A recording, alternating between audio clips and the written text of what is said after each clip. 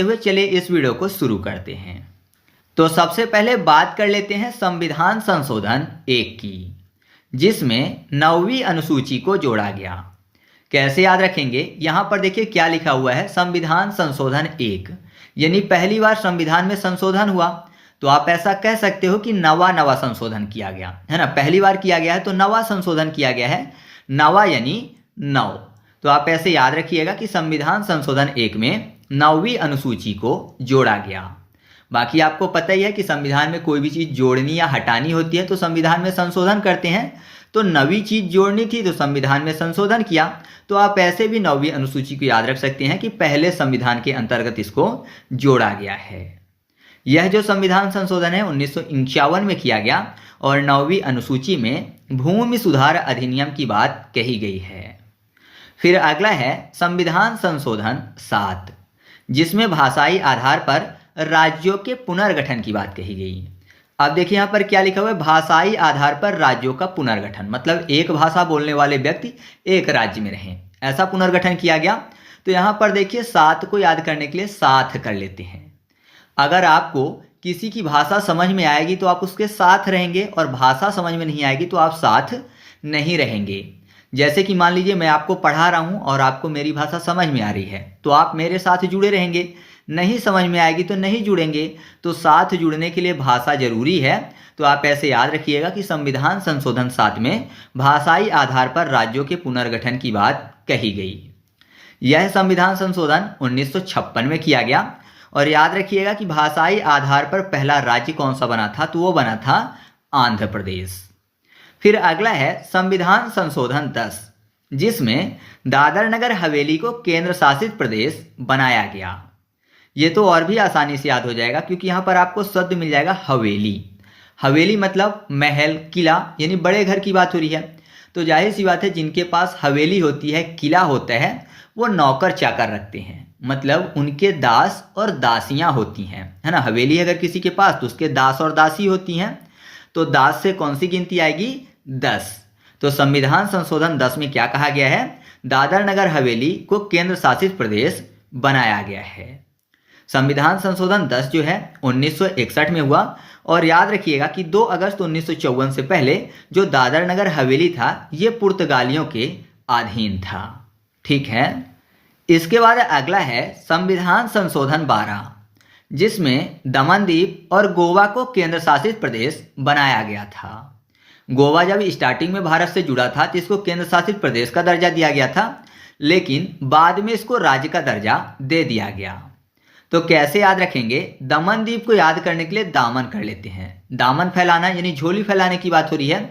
और 12 में आपको शब्द मिल जाएगा बड़ा। तो आपको पता है गरीब जो होते हैं वो बड़े लोगों के सामने झोली फैलाते हैं, यानी दामन फैलाते हैं, है ना। बड़े लोगों के सामने ही दामन फैलाया जाता है। तो आप ऐसे याद रखिएगा कि संविधान संशोधन 12 में दमनदीप को केंद्र शासित प्रदेश बनाया गया। यह संविधान संशोधन 1962 में किया गया और याद रखिएगा कि दमनदीप को पुर्तगालियों से मुक्त किया गया था 19 दिसंबर 1961 को ऑपरेशन विजय के अंतर्गत। ठीक है। तो संविधान संशोधन 12 के बारे में आपको इतनी चीजें याद रखनी है। नेक्स्ट है संविधान संशोधन 13, जिसमें नागालैंड को राज्य बनाया गया। कैसे याद रखेंगे, यहां पर देखिए 13 को याद करने के लिए तैरा कर लेते हैं और नागालैंड में आपको शब्द मिल जाएगा नाग। तो नाग को याद करने के लिए नाव कर लेते हैं, नाग, नाव। तो ऐसा मानिए कि जो नाव है वो क्या करती है, पानी में तैरती है। तो तैरना फॉर 13। तो संविधान संशोधन 13 में नागालैंड को राज्य बनाया गया। या फिर जो नाग होता है वो हमेशा टेढ़ा मेढ़ा चलता है, सीधा तो चलता नहीं है, तो टेढ़ा से भी 13 हो जाएगा। ठीक है। तो याद रखिएगा कि संविधान संशोधन 13 में नागालैंड को राज्य बनाया गया और यह संविधान संशोधन 1962 में किया गया। फिर अगला है संविधान संशोधन 14, जिसमें पांडुचेरी को केंद्र शासित प्रदेश बनाया गया। अब देखिए पांडुचेरी जिसको बोलते हैं पुद्दुचेरी, तो यहाँ पर आपको पद शब्द मिल जाएगा। पद मतलब होता है पैर, और पैर को इंग्लिश में क्या बोलते हैं, फुट बोलते हैं। फुट से हो जाएगा 14, फुट 14। तो संविधान संशोधन 14 में पांडुचेरी को केंद्र शासित प्रदेश बनाया गया। यह संविधान संशोधन कब किया गया, तो यह किया गया था 1963 में। ठीक है। नेक्स्ट है संविधान संशोधन 18, जिसमें पंजाब का पुनर्गठन किया गया। तो पंजाब में आपको एक शब्द मिल जाएगा जॉब, और अगर आपको गवर्नमेंट जॉब चाहिए तो मैक्सिमम वैकेंसी जो है 18 वर्ष के बाद ही आती है, मतलब आप 18 वर्ष के होने के बाद ही फॉर्म फिल कर सकते हो। मैक्सिमम वैकेंसी ऐसे ही आती हैं। तो जॉब चाहिए तो आपकी उम्र 18 वर्ष होनी चाहिए। तो संविधान संशोधन 18 में जॉब फॉर पंजाब का पुनर्गठन किया गया। यह संविधान संशोधन 1966 में किया गया और पंजाब का पुनर्गठन कर पंजाब, हरियाणा व चंडीगढ़ नवगठित किए गए, मतलब इनको नए तरीके से बनाया गया। पहले हरियाणा और चंडीगढ़ नहीं थे, बाद में पंजाब का पुनर्गठन करके पंजाब का एक अलग हिस्सा कर दिया गया, हरियाणा और चंडीगढ़ भी बना दिया गया। फिर अगला है संविधान संशोधन 21, जिसमें संविधान की 8वीं अनुसूची में सिंधी भाषा को जोड़ा गया। कैसे याद रखेंगे? सिंधी को कर लेते हैं श्रीडी, सिंधी श्रीडी। श्रीडी वाले कौन थे? साईं बाबा। और साईं बाबा बोलते थे कि सबका मालिक एक है, यानी सबका ईश क्या है? एक है, ऐसा बोलते थे ना। तो एक ईश है, ऐसा श्रीडी वाले साईं बाबा बोलते थे। एक ईश फॉर 21। तो संविधान संशोधन 21 में क्या किया गया? सिंधी भाषा को जोड़ा गया। यह संविधान संशोधन 1967 में किया गया और याद रखिएगा कि इसे 8वीं अनुसूची में 15वीं भाषा के रूप में जोड़ा गया। यानी जब संविधान बना था तो 8वीं अनुसूची में केवल 14 ही भाषाएं थी और सिंधी के रूप में 15वीं भाषा जोड़ी गई। आज मेरा खाना बनाने का मूड है, बता क्या खाएगी? थोड़े फ्राइज बना दे, मेन कोर्स में दाल मखनी और रोटी बना दे और डेजर्ट में गुलाब जामुन। इतना सब कुछ एक साथ नहीं मिल सकता? क्यों नहीं मिल सकता? ग्रो पे तो ठीक है। नेक्स्ट है संविधान संशोधन 22, जिसमें मेघालय को राज्य बनाया गया। कैसे याद रखेंगे? यहां पर देखिए 22 में आपको शब्द मिल जाएगा बारिश।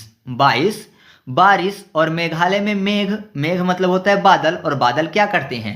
बारिश करते हैं। तो आपको ऐसे याद हो जाएगा कि संविधान संशोधन 22 में मेघालय को राज्य का दर्जा दिया गया, क्योंकि मेघालय में मेघ शब्द छिपा हुआ है और मेघ यानी बादल की बात हो रही है। तो मेघ करते हैं बारिश, बारिश से 22। ठीक है। और यह जो संविधान संशोधन है ये 1969 में किया गया। फिर अगला है संविधान संशोधन 26, जिसमें भूतपूर्व देशी शासकों की उपाधि और प्रीवी पर्स को समाप्त किया गया। अब यहाँ पर क्या लिखा हुआ है? भूतपूर्व देशी शासकों की उपाधि और प्रीवी पर्स की समाप्ति, यानी जो राजा हुआ करते थे उनकी उपाधि को खत्म कर देना। तो जाहिर सी बात है, अगर उनकी उपाधि को खत्म कर दिया जाएगा तो उनकी छवि को नुकसान पहुंचेगा, है ना। जो जनता के बीच में उनकी छवि बनी हुई है उपाधि के कारण, उसको समाप्त कर दिया गया। तो छवि को नुकसान पहुंचा, तो छवि से हो जाएगा 26। तो संविधान संशोधन 26 में क्या किया गया? भूतपूर्व देशी शासकों की उपाधि और प्रीवी पर्स को समाप्त किया गया। और यह जो संविधान संशोधन है ये 1971 में किया गया था। फिर अगला है संविधान संशोधन 36, और इस संविधान संशोधन के अंतर्गत सिक्किम को राज्य का दर्जा दिया गया, यानी सिक्किम को राज्य बनाया गया। कैसे याद रखेंगे? यहां पर देखिए सिक्किम में आपको शब्द मिल जाएगा सीख, सीख देने की बात हो रही है, और 36 में आपको शब्द मिल जाएगा क्षति। तो ऐसा मानिए कि कोई बच्चा है वो गलती कर रहा है, तो टीचर सीख देने के लिए क्या करते हैं? उनको डंडे से मारते हैं, है ना, छड़ी से मारते हैं, तो क्षति पहुंचती है। और अगर क्षति पहुंचती है तो उनको फिर याद रहता है, वो सीख जाते हैं, है ना। तो सीखने के लिए क्या जरूरी है? कि थोड़ी बहुत क्षति पहुंचाई जाए। तो आप ऐसे याद रखिएगा कि संविधान संशोधन 36 में सिक्किम को राज्य बनाया गया, या फिर सिक्किम में सीख शब्द मिला हुआ है, तो सीख का मतलब होता है छड़ी, और छड़ी किसी को मारी जाए तो क्षति पहुंचती है। ठीक है। और यह जो संविधान संशोधन है यह किया गया 1975 में। फिर अगला है संविधान संशोधन 42, और इस संविधान संशोधन के अंतर्गत मौलिक कर्तव्य को जोड़ा गया। कैसे याद रखेंगे? यहां पर देखिए मौलिक को याद करने के लिए कर लेते हैं मालिक, मौलिक, मालिक। और संविधान संशोधन 42 में आपको शब्द मिल जाएगा 42, यानी बैल टाइप का। बैल की बात हो रही है तो आपको पता है पहले जब जमींदार लोग हुआ करते थे वो जमीनों की भी मालिक हुआ करते थे, बैल के भी मालिक हुआ करते थे, सभी संपत्तियों के मालिक हुआ करते थे। केवल जो मजदूर वर्ग था, किसान वर्ग था, वो खेती करता था और उनको ले जाके अनाज दे देता था, थोड़ा बहुत हिस्सा पाता था। तो मालिक की सभी चीज़ें हुआ करती थी, चाहे वो बैल हो, खेत हो या फिर कोई भी चीज़ हो। तो याद रखिएगा बेलफोर 42 यानी संविधान संशोधन 42। तो संविधान संशोधन 42 में मौलिक कर्तव्य को जोड़ा गया। या कर्तव्य में आपको शब्द मिल जाएगा कार, यानी मालिक जो है कार से चल रहे हैं। और यहाँ पर देखिए जो मजदूर लोग होते थे वो बैलगाड़ी से चलते थे, तो बैल से भी 42 हो जाएगा। और यह जो संविधान संशोधन है यह 1976 में किया गया और इसे मिनी संविधान भी कहा जाता है। ठीक है, तो संविधान संशोधन 42 के बारे में आपको इतनी चीजें याद रखनी है। नेक्स्ट है संविधान संशोधन 44, जिसमें संपत्ति के अधिकार को कानूनी दर्जा दिया गया, यानी मौलिक अधिकार से हटाकर इसको कानूनी अधिकार बना दिया गया। तो यहाँ पर देखिए 44 में आपको शब्द मिल जाएगा 4 याद करने के लिए कर लेते हैं चोर चोर। तो जाहिर सी बात है चोर चोर किसको बोल रहे हैं, कोई घर से चोरी करके गया होगा, तो चोरी क्या करते हैं, संपत्ति। तो कोई संपत्ति चोरी करके भाग रहा है तो उसको बोल रहे हैं चोर चोर। तो याद रखिएगा कि संविधान संशोधन 44 में संपत्ति के अधिकार को कानूनी दर्जा दिया गया। और यह संविधान संशोधन 1978 में किया गया और इसके अंतर्गत भारतीय संविधान से अनुच्छेद 31 को हटाया गया और अनुच्छेद 301 को जोड़ा गया। ठीक है, अनुच्छेद 31 के अंतर्गत जो संपत्ति का अधिकार था इसको मौलिक अधिकार माना जाता था। ठीक है, मौलिक अधिकार का दर्जा दिया गया था, तो इस अनुच्छेद को हटाया गया और जो संपत्ति का अधिकार है इसको कानूनी अधिकार का दर्जा देकर अनुच्छेद 300A में जोड़ा गया। ठीक है, नेक्स्ट है संविधान संशोधन 52, जिसमें 10वीं अनुसूची को जोड़ा गया। संविधान संशोधन 1 के अंतर्गत संविधान में 9वीं अनुसूची को जोड़ा गया था, जबकि संविधान संशोधन 52 के अंतर्गत संविधान में 10वीं अनुसूची को जोड़ा गया। कैसे याद रखेंगे, 52 में आपको शब्द मिल जाएगा 5 और 2, तो 5 गुणे 2 बराबर कितना हो जाएगा 10, 5 गुणे 2 10। तो याद रखिएगा कि 10वीं अनुसूची को संविधान संशोधन 52 के अंतर्गत जोड़ा गया और यह संविधान संशोधन 1985 में किया गया। और याद रखिएगा कि 10वीं अनुसूची जो है इसमें दल बदल विरोधी कानून की बात कही गई है। नेक्स्ट है संविधान संशोधन 53, जिसमें मिजोरम को राज्य बनाया गया, यानी मिजोरम को राज्य का दर्जा दिया गया।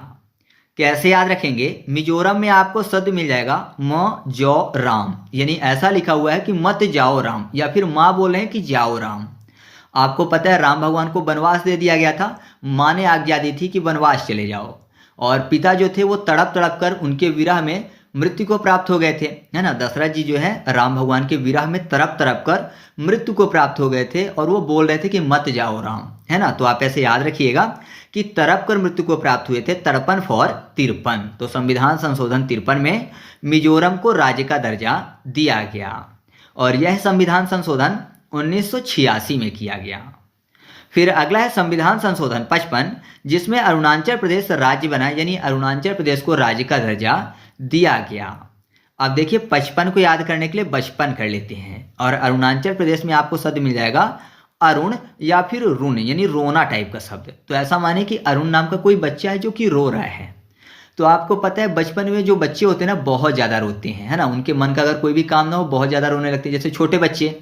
तो छोटे बच्चे बचपन में बहुत ज़्यादा शरारत करते हैं और बहुत ज़्यादा रोते हैं, तो रोना फॉर अरुण हो जाएगा और बचपन से 55 हो जाएगा। तो याद रखिएगा कि संविधान संशोधन 55 जो है इसमें अरुणाचल प्रदेश को राज्य बनाया गया और यह संविधान संशोधन 1986 में किया गया था। नेक्स्ट है संविधान संशोधन 56, जिसमें गोवा को राज्य का दर्जा दिया गया। कैसे याद रखेंगे, गोवा को याद करने के लिए कर लेते हैं गवन। गवन करना मतलब किसी की संपत्ति को छिपाना, है ना, चोरी करके छिपाना, गवन कर लेना।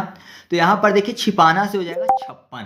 तो याद रखिएगा संविधान संशोधन 56 में गोवा को राज्य बनाया गया। या फिर गोवा में आपको शब्द मिल जाएगा गो वन, यानी वन कोई जा रहा है। तो वन जाहिर सी बात है घना जंगल की बात हो रही है, तो घने जंगल में अगर कोई चला जाएगा तो वो दिखाई नहीं देगा बल्कि छिप जाएगा, है ना, जंगलों के बीच में छिप जाएगा, छिपना से 56 हो जाएगा। तो आप ऐसे याद रखिएगा कि गोवा को राज्य कब बनाया गया, संविधान संशोधन 56 के अंतर्गत। और यह संविधान संशोधन कब किया गया, तो 1987 में किया गया था। फिर अगला है संविधान संशोधन 61, जिसमें मतदान की उम्र जो है 18 वर्ष कर दी गई थी। पहले मतदान की उम्र 21 वर्ष थी, तो 21 वर्ष से घटाकर मतदान की उम्र 18 वर्ष किस संशोधन में की गई? संविधान संशोधन 61 में। अब यहाँ पर देखिए 18 में आपको शब्द मिल जाएगा 1 और 8, दोनों के बीच में आप एक छोटा सा शब्द लिख दीजिए सा। 1 सा और 8, अब पढ़ने में क्या लग रहा है? 61। तो आपको ऐसे याद हो जाएगा कि संविधान संशोधन 61 में मतदान की उम्र जो है 18 वर्ष कर दी गई थी और यह संविधान संशोधन 1989 में किया गया था। फिर अगला है संविधान संशोधन 69, जिसमें दिल्ली को एनसीआर का दर्जा दिया गया। अब यहाँ पर देखिए दिल्ली की बात हो रही है और दिल्ली में यहाँ पर आपको क्या शब्द मिल जाएगा? दा जो है ऐसा लग रहा है जैसे लिखा हो 6, है ना? दा जो है 6 जैसा दिख रहा है। और यहाँ पर देखिए ली जो लिखा हुआ है तो आधा ला और ला पूरा ला, तो ला जो है 3 जैसा दिखता है, तो 3 और 3, तो 3 त्रिकाएं 9 हो जाएगा, तो 6 और 9 यानी संविधान संशोधन 69। तो दिल्ली को एनसीआर का दर्जा किस संविधान संशोधन के अंतर्गत दिया गया? तो संविधान संशोधन 69 के अंतर्गत। और यह संविधान संशोधन 1991 में किया गया था और एनसीआर मतलब क्या है? राष्ट्रीय राजधानी क्षेत्र। ठीक है, इसके बाद अगला है संविधान संशोधन 71, जिसमें कोंकणी, मणिपुरी और नेपाली भाषा जोड़ी गई। तो कैसे याद रखेंगे? कोंकणी में आपको शब्द मिल जाएगा कंकड़, मणिपुरी में मणि शब्द मिल जाएगा और नेपाल में आपको शब्द मिल जाएगा नहीं पाल या फिर नाग टाइप का, है ना? नाग को बोलते हैं ना कि नहीं पालना चाहिए, आस्तीन में सांप नहीं पालना चाहिए। तो यहाँ पर नहीं पालने की बात हो रही है किसको? नाग को, और नाग से संबंधित है मणि। तो ऐसा मानिए कि मणिधारी कोई नाग है और कोई व्यक्ति है जो उसको कंकड़ मार रहा है, तो ऐसा करने पे खतरा हो सकता है ना? ऐसा करने पर खतरा हो सकता है अगर कोई कंकड़ मारता है मणिधारी नाग को। तो खतरा फॉर 71, खतरा 71। तो आप ऐसे याद रखिएगा कि संविधान संशोधन 71 में कोंकणी, मणिपुरी और नेपाली भाषा को जोड़ा गया और यह संविधान संशोधन 1992 में किया गया था।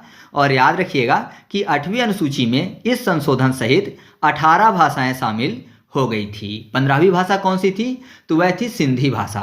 फिर 16वीं कोंकणी, 17वीं मणिपुरी और 18वीं नेपाली भाषा को जोड़ा गया। तो इसके साथ संविधान की 8वीं अनुसूची में 18 भाषाएं हो गई थी।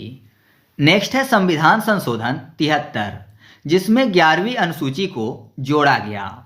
यह संशोधन 1992 में किया गया था और 11वीं अनुसूची में ग्रामीण स्थानीय स्वशासन यानी पंचायतों की बात कही गई है।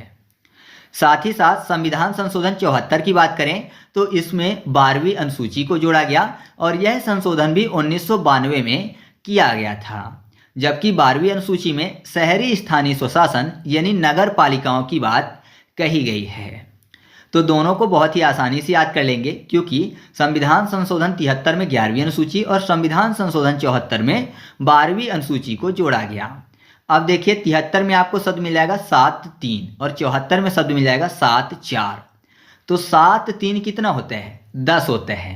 तो 7-3 10 लिखा हुआ है, तो 10 के बाद कौन सी गिनती आएगी? 11। तो 7-3 10 होता है, 10 के बाद आएगी 11। तो आप ऐसे याद रखिएगा कि 11वीं अनुसूची को किस संशोधन में जोड़ा गया? 73वें संशोधन में जोड़ा गया। ऐसे ही 7-4 11 होता है और 11 के बाद आता है 12। तो जो 12वीं अनुसूची है उसको किस संशोधन में जोड़ा गया? 74वें संशोधन में जोड़ा गया। तो आप ऐसे दोनों को आसानी से याद